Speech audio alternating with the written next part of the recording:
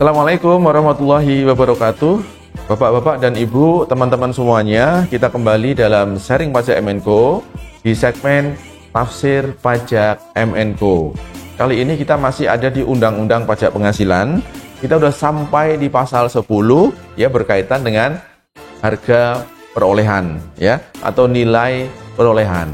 Terkait apa? Harta ya, harta. Harta itu bisa harta tetap atau harta lancar ya. Oke ya, kita masuk di ayat 2 ya. Saya berbesar, ini masih terlalu kecil. Nah, ayat 2 mengatakan begini. Nilai perolehan, berarti akuntansi kita di debit nih, beli ya, atau nilai penjualan ya, sebagai penjualan dalam hal terjadi tukar menukar harta. Tukar menukar nih ya. Kita punya mobil, truk, sana punya mobil sedan misalnya, ya bertukar, adalah jumlah yang seharusnya dikeluarkan atau diterima berdasarkan harga pasar. Kalau tukar menukar itu kan nggak ada biayanya, nggak ada rupiahnya, nggak pakai kwitansi ya. Tetapi ini harus dicatat nih, bagi yang menerima dicatat, yang mengeluarkan juga dicatat. Nah, pajak mengatur ini supaya terlihat siapa yang mendapatkan manfaat ekonomi dari perolehan ini. Coba ya, saya buat ilustrasi ini ya. Ilustrasinya begini nih. Misal nih PTA ya, ini PTA. PTA itu punya truk ya, punya mobil truk. Oke. PTB itu punya mobil sedan misalnya. Nah, ini harga belinya misalkan 1 miliar. Ini harga belinya 800. Oke, lalu sudah ada akumulasi penyusutannya.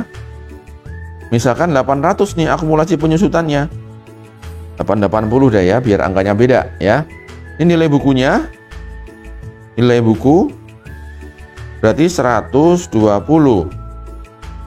Dan disusutkan misalnya 650, maka nilai bukunya 150 ya. Kemudian PT A dan B ini nggak ada kaitannya dengan hubungan istimewa ya. Ini PT yang berbeda sama sekali nih. Ceritanya mereka saling bertukar. Si A butuh sedan, si B butuh truk. Maka mereka sepakat nih. Ya, kebetulan harga pasarnya sama nih. Mereka mau bertukar karena mereka menganggap harga pasarnya sama. Sekarang nih kita lihat harga pasarnya si truk ini. Harga pasarnya misalnya 300. Ya. Lalu si PTB ini punya sedan, harga pasar sedannya juga sama nih 300. Karena sama terus saling bertukar mereka, ya. Nah, lalu bagaimana pencatatannya nih? Nah, PTA ketika mendapatkan ini ya, sedan ya. Secara pajak dia harus catat senilai harga pasarnya. Maka dia mencatat nih sedan dia debit. Ya. Senilai berapa? Bukan senilai harga bukunya. Senilai 300 harga pasar. Ya nggak mungkin si PTA ngomong, kamu nilai bukunya berapa, B? Kan nggak mungkin nanya kan? Ya. Maka yang dipakai sebagai nilai perolehan adalah harga pasar nih. Harga pasar. Itu amanah dari undang-undang pajak. Secara akuntansi pun juga sama, harga pasar, ya. Lalu sisi kreditnya apa nih? Sisi kreditnya adalah yang pertama adalah akumulasi penyusutan. Truk 880, gitu. Lalu truknya kita kredit. Nah, kita kecilin sebentar. Truknya kita kredit 1 miliar. Nah, masih selisih kan? Berapa selisihnya? Ya antara 300 dikurangi dengan 120. Selisihnya adalah 180. Nah, ini menjadi laba pengalihan di sini. 180. Jadi PTA dianggap memiliki keuntungan atau laba capital gain 180. Ini taxable. Ya, ini objek pajak. Yang nanti ngitungnya di akhir tahun digunggung dengan kumpulan-kumpulan penghasilan-penghasilan yang lain. Ya.